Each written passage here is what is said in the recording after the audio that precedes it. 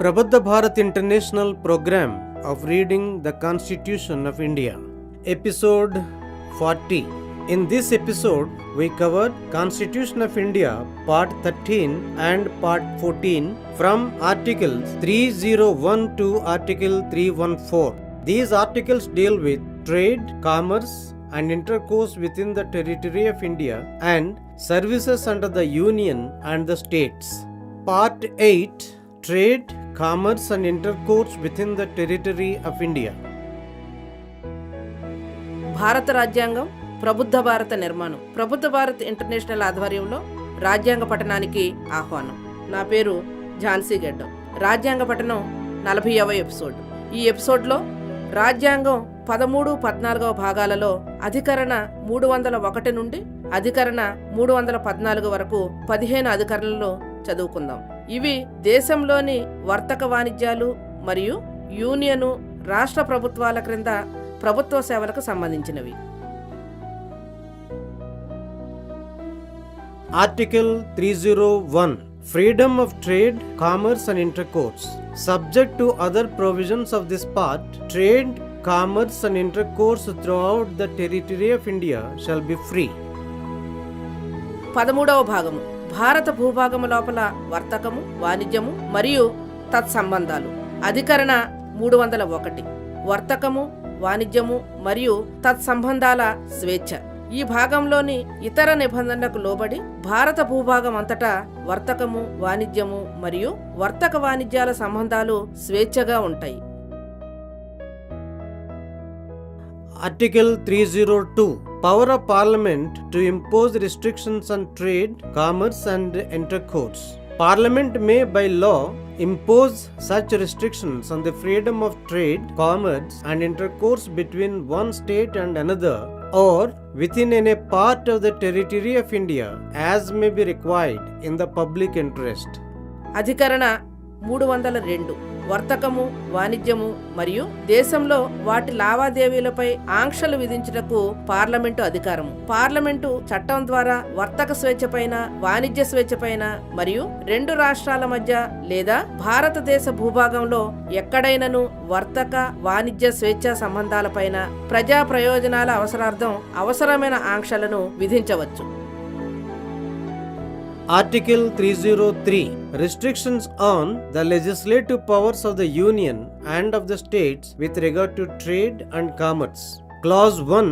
Notwithstanding anything on Article 302, neither Parliament nor the legislature of a state shall have power to make any law giving or authorizing the giving of any preference to one state over another or making or authorizing the making of any discrimination between one state and another by virtue of any entry relating to trade and commerce in any of the lists in the 7th schedule.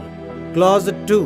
Nothing in Clause 1 shall prevent Parliament from making any law giving or authorizing the giving of any preference or making or authorizing the making of any discrimination if it is declared by such law that it is necessary to do so for the purpose of dealing with the situation arising from scarcity of goods in any part of the territory of India. అధికరణ 303. వర్తక వాణిజ్య సంబంధ విషయాలలో union మరియు రాష్ట్రాల శాసన అధికారములపై ఆంక్షలు. Clause 1.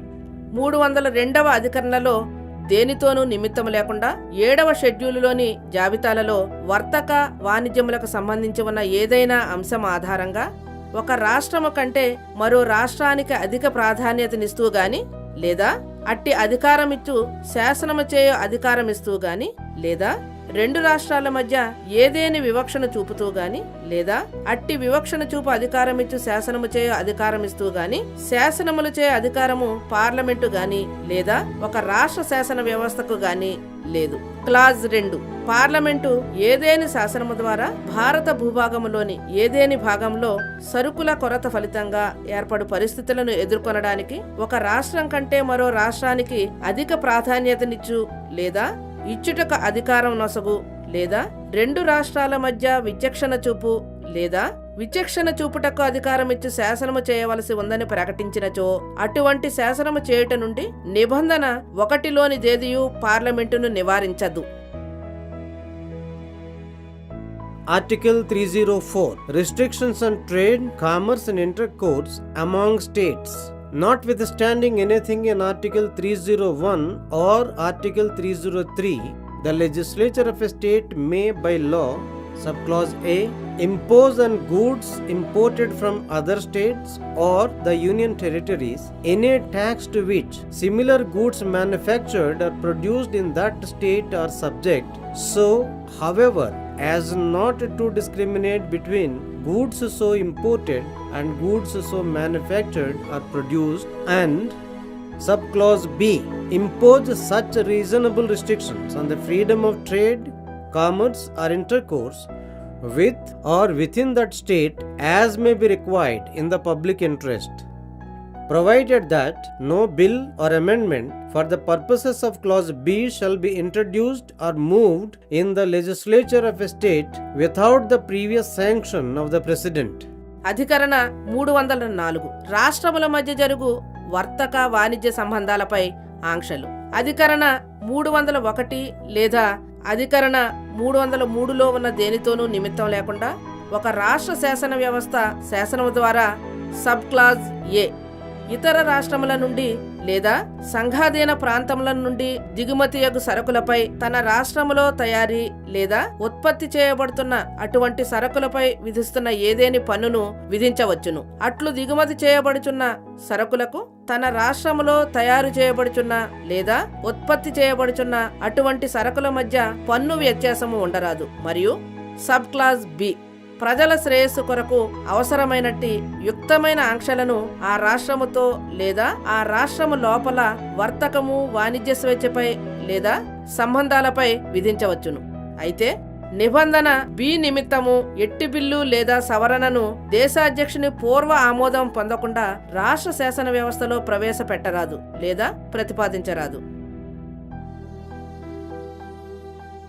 Article 305 Saving of existing laws and laws providing for state monopolies. Nothing in Articles 301 and 303 shall affect the provisions of an existing law except insofar as the President may by order otherwise direct, and nothing in Article 301 shall affect the operation of any law made before the commencement of the Constitution 4th Amendment Act 1955 insofar as it relates to or prevent Parliament or the legislature of a state from making any law relating to any such matter as is referred to in subclause 2 of clause 6 of Article 19. అధికరణ 305 ప్రస్తుతమున్న శాసనములకు మరియు రాష్ట్రాలకు గుత్తాధిపత్యమునిచ్చు నిబంధనలు గల శాసనముల మినహాయింపు. అధికరణ 301 మరియు 303లలో ఉన్నదేదియు దేశాధ్యక్షుని ఉత్తర్వు ద్వారా ఇతర విధంగా ఆదేశించునంత మేరకు తప్పించి ప్రస్తుతమున్న ఏదేని శాసనములోని నిబంధనల అమలుకు భంగము కలిగించదు. మరియు 301వ అధికరణలో ఉన్నదేదియు రాజ్యాంగపు 4వ సవరణ చట్టము 1955 ప్రారంభానికి పూర్వం 19వ అధికరణ యొక్క నిబంధన 6లోని ఉపనిబంధన 2లో పేర్కొనినట్టి ఏదేని విషయానికి సంబంధించినంత మేరకు అమల్లో ఉన్న శాసనానికి భంగం కలిగించదు లేదా వాటికి సంబంధించి ఏదేని శాసనం చేయుట నుండి పార్లమెంటును గాని లేదా రాష్ట్ర శాసన వ్యవస్థను గాని నివారించదు. Article 306 Power of certain states in Part B of the first schedule to impose restrictions on trade and commerce. This article was omitted by the Constitution's 7th Amendment Act 1956. అధికరణ 306 వర్తక వాణిజ్యములపై ఆంక్షలు విధించుటకు మొదటి షెడ్యూలు బి భాగంలోని కొన్ని రాష్ట్రాలకు అధికారము. ఈ అధికరణ రాజ్యాంగము 7వ సవరణ చట్టం 1956 ద్వారా రద్దు చేయబడింది.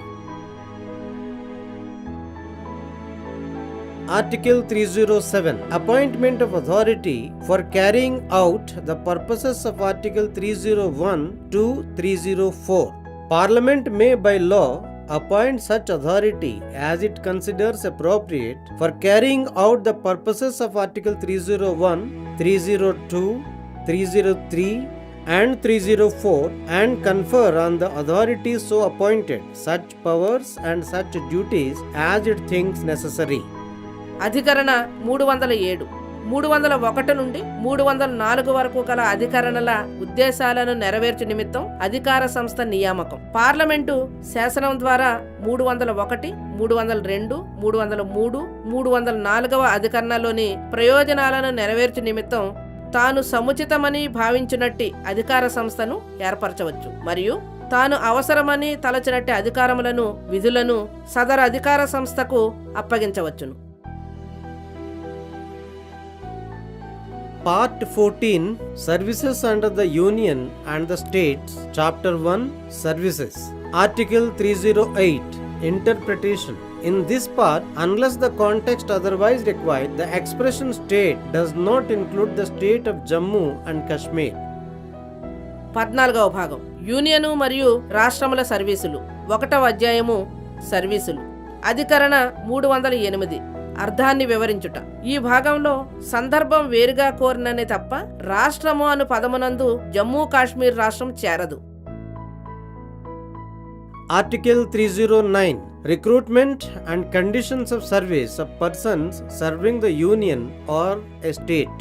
Subject to the provisions of this constitution, acts of the appropriate legislature may regulate the recruitment and conditions of service of persons appointed to public services and posts in connection with the affairs of the union or of any state, provided that it shall be competent for the president or such person as he may direct in the case of services and posts in connection with the affairs of the union, and for the governor of a state or such person as he may direct in the case of services and posts in connection with the affairs of the state, to make rules regulating the recruitment and the conditions of service of persons appointed to such services and posts until provision in that behalf is made by or under an act of the appropriate legislature under this article, and any rules so made shall have effect subject to the provisions of any such act.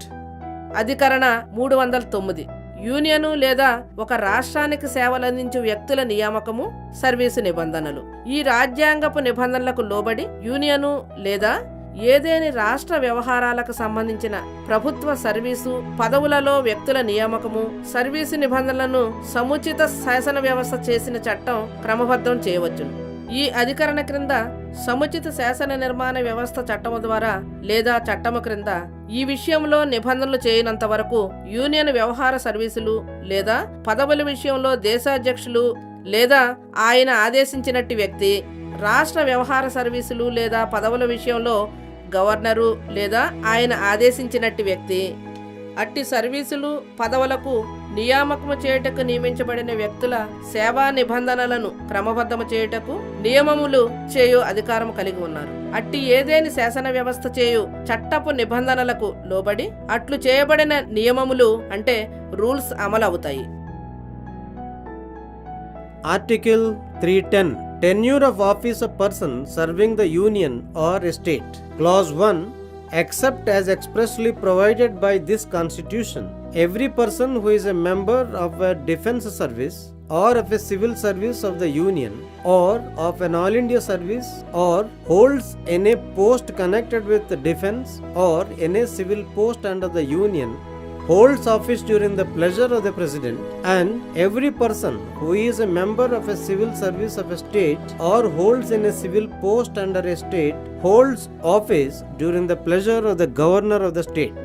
Clause 2 Notwithstanding that a person holding a civil post under the union or a state holds office during the pleasure of the president or, as the case may be, of the governor of the state, any contract under which a person not being a member of a defense service or of an all India service or of a civil service of the union or a state is appointed under this constitution to hold such a post may, if the president or the governor, as the case may be, deems it necessary in order to secure the services of a person having special qualifications, provide for the payment to him of compensation.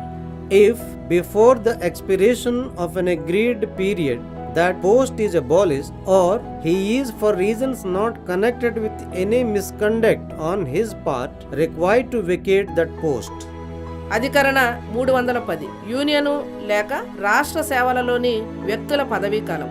Clause 1 ఈ రాజ్యాంగంలో స్పష్టంగా నిబంధించబడి ఉంటే తప్ప రక్షణ సేవలలో లేదా union civil సేవలలో లేదా ఆల్ ఇండియా సేవలలో సభ్యులుగా లేదా రక్షణ లేదా యూనియన్ క్రింద ఏదేని సివిల్ పదవి కలిగి ఉన్న ప్రతి వ్యక్తి దేశాధ్యక్షుని ప్రసన్నత ఉన్నంత కాలము పదవిలో ఉంటారు. అదే విధంగా రాష్ట్ర సివిల్ సేవలలో సభ్యుడిగా ఉన్న లేదా రాష్ట్ర ప్రభుత్వం క్రింద ఏదేని సివిల్ పోస్టును కలిగి ఉన్న ప్రతి వ్యక్తి ఆ రాష్ట్ర గవర్నర్ ప్రసన్నత ఉన్నంత కాలము పదవిలో ఉంటారు. క్లాజ్ 2 యూనియను లేదా రాష్ట్రం సివిల్ పదవి అందున్న వ్యక్తి దేశాధ్యక్షుని లేదా సందర్భానుసారం ఆ రాష్ట్ర గవర్నర్ ప్రసన్నత ఉన్నంత కాలము ఆ పదవిలో కొనసాగున్నప్పటికీ విశేష అర్హతలు గల ఒక వ్యక్తి సేవలను పొందుట ఆవశ్యకమని దేశాధ్యక్షుడు లేక సందర్భానుసారము గవర్నర్ భావించినప్పుడు రక్షణ సేవ యందు గాని ఆల్ ఇండియా సేవల యందు గాని యూనియను లేదా రాష్ట్ర సివిల్ సేవలలో గాని సభ్యులుగా లేనట్టి ఏ వ్యక్తి అయినను ఈ రాజ్యాంగము క్రింద అట్టి పదవిని నిర్వహించుటకు ఏదైనా కాంట్రాక్టును అనుసరించి నియమించబడిన ఎడల అంగీకరించిన కాలావధి ముగియక ముందే వారి పదవి రద్దు చేయబడినచో లేక వారి దుర్వర్తన ఏదీ లేకుండా ఆ పోస్టును ఖాళీ చేయవలసిందిగా కోరబడినచో ఆ వ్యక్తికి నష్టపరిహారం చెల్లించవలెను. Article 311 Dismissal, removal or reduction in rank of persons employed in civil capacities under the union or a state. Clause 1. No person who is a member of a civil service of the union or an all India service or a civil service of a state or holds a civil post under the union or a state shall be dismissed or removed by an authority subordinate to that by which he was appointed. Clause 2. No such person as aforesaid shall be dismissed or removed or reduced in rank except after an inquiry in which he has been informed of the charges against him and given a reasonable opportunity of being heard in respect of those charges, provided that where it is proposed after such inquiry to impose upon him any such penalty may be imposed on the basis of the evidence adduced during such inquiry, and it shall not be necessary to give such person any opportunity of making representation on the penalty proposed, provided further that this clause shall not apply. Subclause A. Where a person is dismissed or removed or reduced in rank on the ground of conduct which has led to his conviction on a criminal charge, or subclause B, where the authority empowered to dismiss or remove a person or to reduce him in rank is satisfied that for some reason to be recorded by that authority in writing it is not reasonably practicable to hold such inquiry, or subclause C, where the president or the governor, as the case may be, is satisfied that in the interest of security of the state it is not expedient to hold such inquiry. Clause 3. If in respect of any such person as aforesaid a question arises whether it is reasonably practicable to hold such inquiry as is referred to in clause 2, the decision thereon of the authority empowered to dismiss or remove such person or to reduce him in rank shall be final. అధికరణ 311 union లేక రాష్ట్ర ప్రభుత్వాలలో civil పదవుల్లో ఉన్నవారి dismissal, తొలగింపు లేదా హోదాల తగ్గింపు. Clause 1. Union civil సేవలలో లేక ఆల్ ఇండియా సేవలలో లేదా ఒక రాష్ట్ర సివిల్ సేవలలో సభ్యులుగా ఉన్న లేదా యూనియను లేదా రాష్ట్ర ప్రభుత్వ సివిల్ పదవిలో ఉన్న ఏ వ్యక్తి తనను నియమించిన అధికారి కంటే క్రింది అధికారి ద్వారా డిస్మిస్ చేయబడరాదు లేదా తొలగించబడరాదు. క్లాజ్ 2. పైన చెప్పినట్టు ఏ వ్యక్తిని తనపై మోపబడిన ఆరోపణలను తనకు తెలియజేయబడి సదరు ఆరోపణలపై తాను విన్నవించుకున్నటకు అవకాశం ఇవ్వబడి తగు విచారణ చేసిన తరువాత తప్ప డిస్మిస్ చేయబడరు, తొలగించబడరు లేదా హోదాలో తగ్గించబడరు. అయితే అట్టి విచారణ చేసిన తరువాత ఆ వ్యక్తిపై ఏదేని పెనాల్టీని విధించవలెనని ప్రతిపాదించినప్పుడు ఆ పెనాల్టీని ఆ విచారణలో దాఖలైన సాక్ష్యాధారములను బట్టి విధించవచ్చు. అంతేకాని ప్రతిపాదించిన పెనాల్టీపై విన్నపం చేసుకొనుటకు ఆ వ్యక్తికి అవకాశమును ఇవ్వవలసిన అవసరం ఉండదు. అంతేకాకుండా ఈ నిబంధన ఈ క్రింది సందర్భములలో వర్తించదు. అవి సబ్ క్లాజ్ ఏ. క్రిమినల్ ప్రవర్తన కారణంపై ఆ వ్యక్తిపై మోపిన ఆరోపణలు నేరస్థాపనకు దారితీసి ఒక వ్యక్తిని పదవి నుండి బర్తరపు చేయనప్పుడు లేదా తొలగించినప్పుడు లేదా హోదా తగ్గించినప్పుడు ఈ నిబంధన వర్తించదు. లేక సబ్ క్లాజ్ బి. బర్తరపు చేయు, తొలగించు లేదా హోదా తగ్గించడానికి అధికారము కలిగి ఉన్న అధికారి లిఖితబద్ధము చేసిన ఏదో ఒక కారణము వలన తగు విధముగా అట్టి విచారణను నిర్వహించుట ఆచరణ సాధ్యము కాదని రూఢిగా విశ్వసించినప్పుడు ఈ నిబంధన వర్తించదు. లేదా సబ్ క్లాస్ సి. దేశాధ్యక్షులు లేదా సందర్భానుసారము గవర్నరు దేశ భద్రత ప్రయోజనాల కారణంగా అట్టి విచారణ జరపడం యుక్తం కాదని రూఢిగా విశ్వసించినప్పుడు ఈ నిబంధన వర్తించదు. క్లాజ్ 3. పైన పేర్కొనినట్టి ఎవరైనా వ్యక్తి విషయంలో నిబంధన 2లో పేర్కొనినట్టి విచారణ నిర్వహించుట సహేతుకంగా ఆచరణ సాధ్యమవుతుందా కాదా అన్న ప్రశ్న తలెత్తినప్పుడు దానిపై అట్టి వ్యక్తిని బర్తరపు చేయు, తొలగించు లేక హోదాను తగ్గించు అధికారమున్న అధికారిదే అంతిమ నిర్ణయం. Article 312 All India Services. Clause 1. Notwithstanding anything in Chapter 6 of Part 6 or Part 11, if the Council of States has declared by resolution supported by not less than 2/3 of the members present and voting that it is necessary or expedient in the national interest so to do, Parliament may by law provide for the creation of one or more All India services, including an All India Judicial Service, common to the Union and the states, and subject to the other provisions of this chapter, regulate the recruitment and the conditions of service of persons appointed to any such service. Clause 2.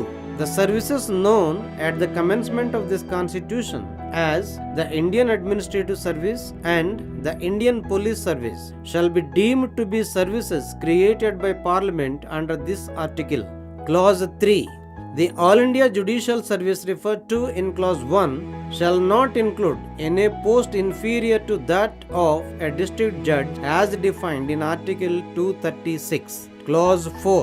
The law providing for the creation of the All India Judicial Service aforesaid may contain such provisions for the amendment of Chapter 6 of Part 6 as may be necessary for giving effect to the provisions of that law, and no such law shall be deemed to be an amendment of this Constitution for the purposes of Article 368. అధికరణ 312 అఖిల భారత సర్వీసులు. Clause 1. ఈ రాజ్యాంగంలోని భాగము 6లో అధ్యాయం 6 లేదా భాగము 11లో ఏమున్నప్పటికీ రాష్ట్రాల సభ హాజరై ఓటు వేయు 3/2 తక్కువ కానట్టి మెజార్టీ సభ్యులు బలపరిచిన తీర్మానము ద్వారా జాతీయ ప్రయోజనానికి అనుగుణమైన 1 లేక అంతకెక్కువ ఆల్ ఇండియా సర్వీసులను ఏర్పాటు చేయుట అవసరము లేదా యుక్తమని ప్రకటించినచో పార్లమెంటు శాసనము ద్వారా యూనియను మరియు రాష్ట్రములకు కలిపి ఆల్ ఇండియా జ్యుడిషియల్ సర్వీస్తో సహా 1 లేదా అంతకంటే ఎక్కువ ఆల్ ఇండియా సర్వీసులను ఆ ప్రకారం ఏర్పాటు చేయవచ్చును. మరియు ఈ అధ్యాయపు ఇతర నిబంధనలకు లోబడి అట్టి ఏదేని సేవలలోని పదవులకు నియమించబడు వ్యక్తుల భర్తీ సర్వీసు నిబంధనలను క్రమబద్ధపరచవచ్చును. క్లాజ్ 2. ఈ రాజ్యాంగ ప్రారంభమున ఇండియన్ అడ్మినిస్ట్రేటివ్ సర్వీసు మరియు ఇండియన్ పోలీస్ సర్వీసుగా పిలువబడుచున్న సర్వీసులు ఈ అధికరణ క్రింద పార్లమెంటు ఏర్పాటు చేసిన సర్వీసులుగా పరిగణించబడతాయి. క్లాజ్ 3. నిబంధన 1లో ప్రస్తావించబడిన ఆల్ ఇండియా జ్యుడిషియల్ సేవలలో అధికరణ 236లో నిర్వచించిన జిల్లా జడ్జి హోదా కంటే తక్కువ హోదా గల పోస్టులు చేరవు. క్లాజ్ 4. ముందు పేర్కొనినట్టి ఆల్ ఇండియా జ్యుడిషియల్ సర్వీస్ ఏర్పాటును నిబంధించు శాసనంలో ఆ నిబంధనలను అమలుపరుచుటకు అవసరమగునట్లుగా భాగము 6 యొక్క అధ్యాయము 6నకు సవరణ చేయుటకు తగు నిబంధనలు ఉండవచ్చు. అట్టి శాసనం ఏది 368వ అధికరణ ప్రయోజనాల కొరకు ఈ రాజ్యాంగ సవరణగా భావించరాదు. Article 312A. Power of Parliament to vary or revoke conditions of service of officers of certain services. Clause 1.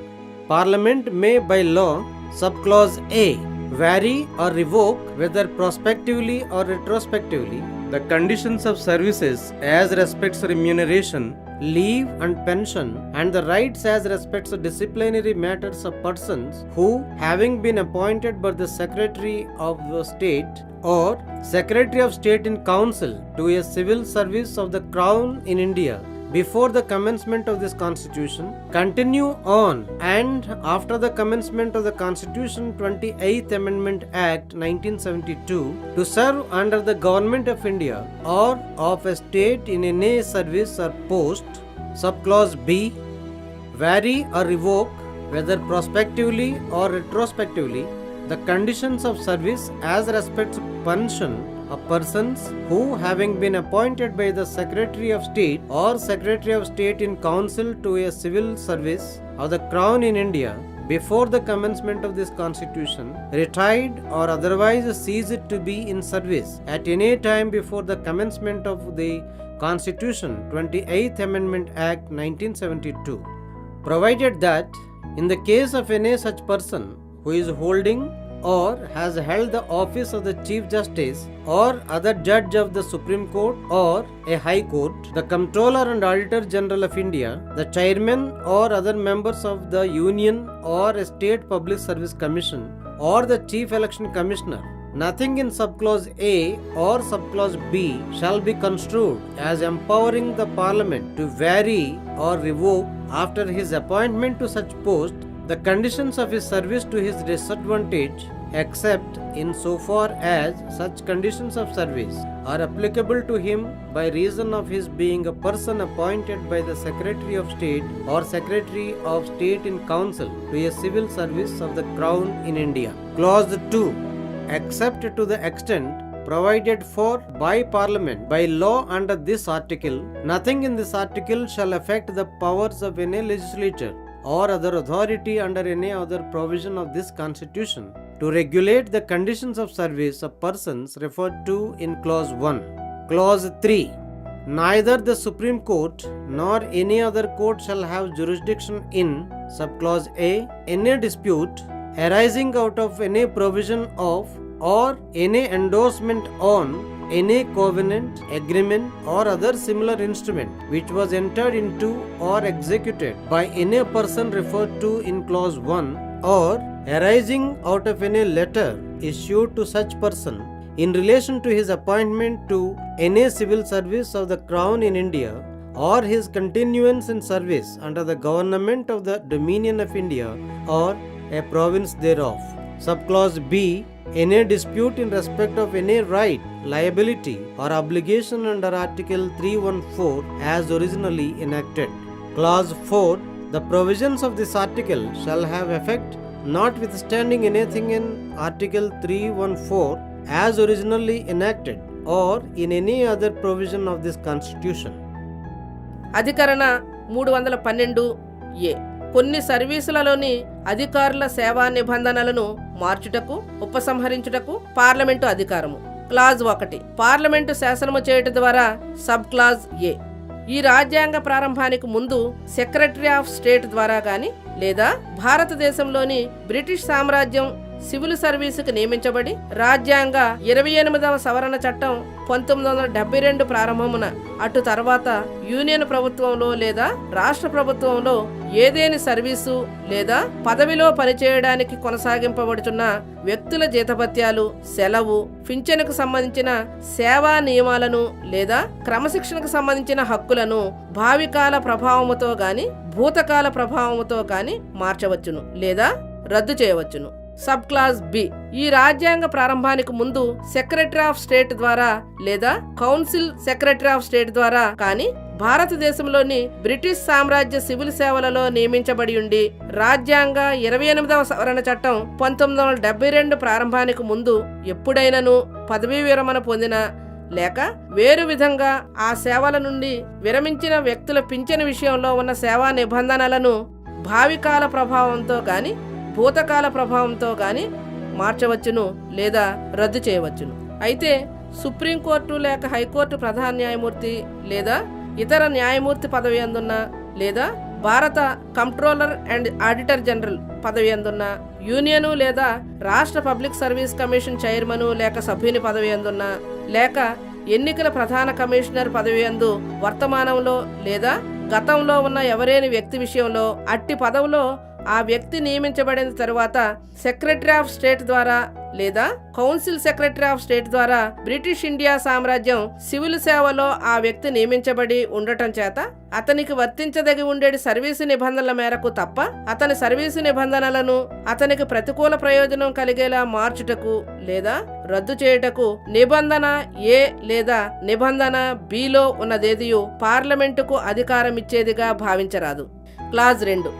ఈ అధికరణ క్రింద శాసనము చేయుట ద్వారా పార్లమెంటుచే నిబంధించబడినంత మేరకు తప్ప నిబంధన 1లో నిర్దేశించిన వ్యక్తుల సర్వీసు నిబంధనలను నియంత్రణ చేయడానికి ఈ రాజ్యాంగపు ఏదేని ఇతర నిబంధన క్రింద ఏదేని శాసన వ్యవస్థ లేక ఇతర అధికారి అధికారమునకు ఈ అధికరణలోనిదేది భంగము కలిగించదు. క్లాజ్ 3. సుప్రీంకోర్టు లేదా ఏదేని ఇతర న్యాయస్థానమునకు సబ్ క్లాజ్ ఏ నిబంధన 1లో నిర్దేశించబడిన ఎవరేని వ్యక్తిచే చేయబడిన లేక అతనిచే వ్రాసి ఇవ్వబడిన ఏదేని శాశ్వత అంగీకారం ఒప్పందము లేదా అటువంటి ఇతర పత్రము యొక్క ఏదేని ఇతర నిబంధన నుండి లేక దానిపై చేయబడిన ఏదేని ఎండార్స్మెంట్ నుండి ఏర్పడు లేక ఇండియాలో బ్రిటిష్ సామ్రాజ్యం సివిల్ సర్వీసులో ఆ వ్యక్తి నియామకమునకు సంబంధించి లేక భారతదేశ డొమినియను ప్రభుత్వమునకు లేక దాని ప్రావిన్స్ ప్రభుత్వమునకు సబార్డినేట్ గా ఉన్న సేవలలో వారు కొనసాగుటకు సంబంధించి ఆ వ్యక్తికి జారీ చేయబడిన ఏదేని లేఖ ద్వారా ఏర్పడిన ఏదేని వివాదము పైన సబ్ క్లాజ్ బి అసలుగా చేయబడిన 314వ అధికరణ క్రింద ఏదేని హక్కు దాయిత్వము లేదా బాధ్యత విషయంలో ఏర్పడిన ఏదేని వివాదంపై అధికార పరిధి ఉండదు. క్లాజ్ 4. అసలుగా చేయబడిన 314వ అధికరణ క్రింద గాని లేదా ఈ రాజ్యాంగం యొక్క ఏదేని ఇతర నిబంధనలో గాని ఏమున్నప్పటికీ ఈ అధికరణ యొక్క నిబంధనలు అమలులో ప్రభావం కలిగి ఉండును. Article 313 Transitional Provisions. Until other provision is made in this behalf under this Constitution, all the laws in force immediately before the commencement of this Constitution and applicable to any public service or in a post which continues to exist after the commencement of this Constitution as an all India service or as a service or post under the Union or a state shall continue in force so far as consistent with the provisions of this Constitution. అధికరణ 313 పరివర్తనశీల నిబంధనలు. ఈ రాజ్యాంగం క్రింద ఇతర నిబంధనలు చేయనంత వరకు ఈ రాజ్యాంగ ప్రారంభమునకు ముందు అమల్లో ఉండినట్టి చట్టాలు ఈ రాజ్యాంగ ప్రారంభమునకు తరువాత ఆల్ ఇండియా సర్వీస్గా గాని యూనియను లేదా రాష్ట్ర సర్వీసులు లేదా పోస్టుగా గాని కొనసాగుతున్న ఏదేని పబ్లిక్ సర్వీసుకు లేక పోస్టుకు వర్తించినవైతే ఈ రాజ్యాంగ నిబంధనలకు అవి సుసంగతమైనంత మేరకు అమలులో కొనసాగుతాయి. Article 314 Provision for protection of existing officers of certain services. This article was omitted by the Constitution 28th Amendment Act 1972. With this, episode 40 completes. అధికరణ 314 ప్రస్తుతం ఉనికిలో ఉన్న కొన్ని సర్వీసులు సేవల రక్షణకు నిబంధనలు. ఈ అధికరణ రాజ్యాంగం 28వ సవరణ చట్టం 1972 ద్వారా తొలగించబడింది. ఇంతటితో రాజ్యాంగ పఠనం 40వ ఎపిసోడ్ సమాప్తం.